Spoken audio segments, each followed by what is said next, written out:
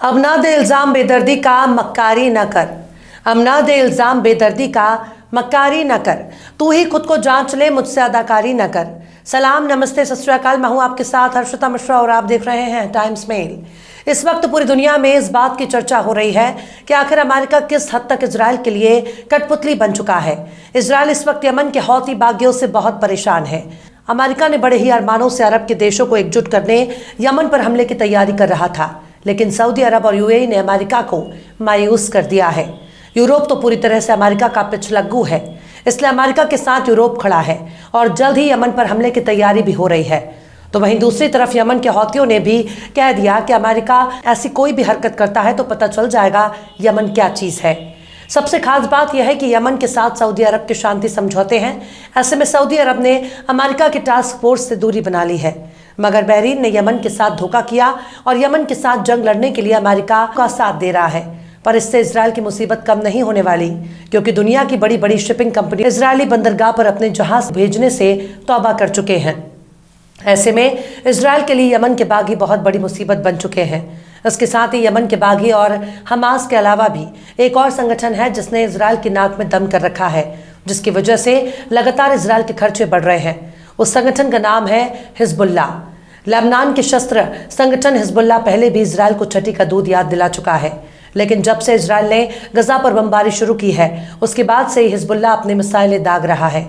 उसकी तरफ लगातार मिसाइलें दागने के दावे भी किए जाते हैं, पर अब खुद इजराइल ने इस बात को कबूल किया कि इस जंग की वजह से 80,000 से ज़्यादा इजरायली आबादी को अपना घर, मकान, दुकान छोड़कर भागने पर मजबूर होना पड़ा। कहीं ना कहीं से इजरायली सेना और इजरायली खुफिया एजेंसियों की नाकामी के तौर पर देखा जा सकता है। हथियार बेचने वाला इतना बड़ा देश अगर छोटे छोटे संगठनों की मार से रोने लगेगा तो सोचिए दुनिया उसके हथियारों और डिफेंस सिस्टम को कबाड़ मान चुकी है। हमास के हमले से इजराइल के नाम का भूत उतर चुका है। जो इजराइल कल तक दुनिया के किसी भी देश में घुसकर मिलिट्री ऑपरेशन कर सकता है, अपने जासूसों के जरिए कत्ल को अंजाम दे सकता है, उसी इजराइल को 2 महीने की जंग में खाक छाननी पड़ रही है। इजराइल के नाम पर पूरी दुनिया में जो डंका बज रहा था, उस डंके में छेद करने का काम हमास ने किया है। अब तो छोटे से छोटा देश भी इजराइल से सौदेबाजी से बचना चाहेगा, क्योंकि जब इजराइल ही सुरक्षित नहीं है तो फिर इजरायली हथियार और इजरायली डिफेंस सिस्टम किस काम का। गजा की जंग में पहले इजराइल अपने हजारों सैनिकों को खो चुका है, लेकिन हमास की तरफ से छोड़े जाने वाले रॉकेट को रोकने के लिए जिस आयरन डोम की इतनी तारीफ हो रही है, उस आयरन डोम को चलाने के लिए भी 40 से 50 हजार डॉलर की लागत आती है। ऐसे में अगर हमास की तरफ से एक फुलझड़ी भी इजराइल की तरफ छोड़ी जाती है तो 5 रुपए की फुलझड़ी के लिए इजराइल को 50,000 डॉलर के मिसाइल खर्च करनी पड़ती है। कायदे से बात की जाए तो हमास के रॉकेट होम मेड होते हैं, जिनको बनाने की लागत 300 से 800 डॉलर होती है। पर अगर हमास अपने छोटे से छोटा रॉकेट भी दागता है तो उसे रोकने के लिए इजराइल को अपनी जेब खंगालनी पड़ती है। वहीं दूसरी तरफ हिजबुल्लाह के हमले से इजराइल इस वक्त करहा रहा है। वो अपने दर्द को जाहिर भी नहीं करना चाहता और पूरी दुनिया के सामने खुद को सुपर पावर भी दिखाना चाहता है, लेकिन इजराइल इस बात को कबूल कर चुका है कि हिजबुल्लाह ने उसके छक्के छुड़ा दिए। आखिर कैसे हिजबुल्लाह के हमले से परेशान हुआ इजराइल? आखिर कैसे हिजबुल्लाह के डर से घर छोड़कर भाग रहे हैं इजरायली? आखिर कैसे दिनों दिन मुश्किलों से घिरता जा रहा है इजराइल? बताएंगे आपको और भी बहुत कुछ, लेकिन आप अगर हमारे चैनल पर नए हैं और पहली बार हमारी वीडियो को देख रहे हैं तो आप हमारे चैनल टाइम्स मेल को सब्सक्राइब कर लें, वीडियो को लाइक कर दें और बेल आइकन का नोटिफिकेशन बटन भी प्रेस कर दें ताकि बिना देरी हमारी हर खबर आपको मिलती रहे। लौटते हैं अब खबर की तरफ। इस वक्त इजराइल को 3 मोर्चों पर जंग का सामना करना पड़ रहा है। उसे 1-2 नहीं बल्कि 3 मोर्चों से जंग लड़नी पड़ रही है। एक तरफ हमास से उसे गजा में चुनौती दे रहा है, तो वहीं दूसरी तरफ हमास के हमलों को रोकना है।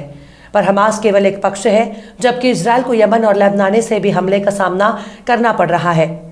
इसको रोकने के लिए इजराइल पुरजोर कोशिश कर रहा है, पर हमास के अलावा हिजबुल्लाह और यमन के हौती बागी भी इजराइल के सिरदर्द बन चुके हैं।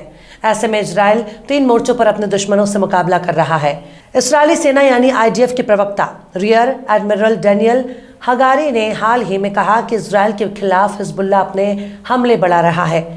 डेनियल हगारी ने कहा कि अक्टूबर से अब तक 80,000 इजरायली नागरिक विस्थापित हो चुके हैं, पर बात सिर्फ यहीं तक नहीं है, बल्कि डेनियल हगारी ने कहा कि जब से हिजबुल्लाह ने अपने हमले शुरू किए, इजरायली सेना ने लेबनान में हिजबुल्लाह के ठिकानों पर हमला करके जवाब दिया। हालांकि इजराइल लगातार हिजबुल्लाह को गजा की तरफ इशारा करते हुए धमकी दे रहा है और उसका हाल भी गजा के जैसा कर देगा। पर सवाल है कि गजा में पहले इजराइल की हालत बहुत पतली हो चुकी है, लेकिन इजराइल के लिए जितना खतरनाक हमास और हिजबुल्लाह है, उससे भी कहीं ज्यादा खतरनाक यमन के हौती बागी हैं, क्योंकि यमन के बड़े हिस्से पर इनका ही कंट्रोल है और अब इनकी पहचान बाकायदा यमन की सेना के तौर पर होने लगी है। हौती वर्दी भी पहनते हैं और परेड भी करते हैं। वहीं दूसरी तरफ हौतियों के हमले से कोई भी विदेशी जहाज इजराइल की तरफ जाने से परहेज कर रहा है। हौतियों के खौफ से ब्रिटेन के एनर्जी BP से लाल सागर से अपने शिपमेंट रोकने का फैसला ले लिया है। कंपनी का कहना है कि लाल सागर में सुरक्षा के हालात बहुत खराब है, इसलिए फिलहाल के लिए वो उस लाल सागर में नहीं जाना चाहता। हौतियों के खौफ से कई कंपनियों ने लाल सागर के रास्ते व्यापार बंद कर दिया। BBC की रिपोर्ट के मुताबिक आवर ग्रीन लाइन ने कहा है कि उसने अपने कंटेनर शिप को अगले आदेश तक यात्रा निलंबित करने को कहा। दरअसल लाल सागर तेल और ईंधन के शिपमेंट के लिए एक अहम रास्ता है। हौतियों ने इस रास्ते से जाने वाले जहाजों को लगातार निशाना बनाया। यमन के हौतियों ने इजराइल और हमास के बीच जंग में हमास के खुले समर्थन का ऐलान किया, इसलिए हौतियों का कहना है कि वे इजराइल जाने वाले जहाजों को टारगेट करेंगे। माना जाता है कि यमन के हौतियों के ईरान का समर्थन हासिल है। हौतियों के पास हेलीकॉप्टर और ड्रोन भी मौजूद है। हाल ही में हौतियों ने UK के एक शिप को किडनैप करने की कोशिश की थी। वहीं दूसरी तरफ अमेरिका अपने गठबंधन सेनाओं की टास्क फोर्स तैयार कर चुका है और कभी भी यमन में घुसकर हमले शुरू कर सकता है। अब देखना यह होगा कि आने वाला दिन इजराइल के लिए कितना शांत होगा। पूरी दुनिया में अमन की बात करने वाले अमेरिका के सिर से शांति दूत का तमगा हट चुका है। अब अमेरिका को पूरी दुनिया एक ऐसे फसादी के तौर पर देख रही है जो अपने फायदे के लिए कहीं भी खून खराबा कर सकता है।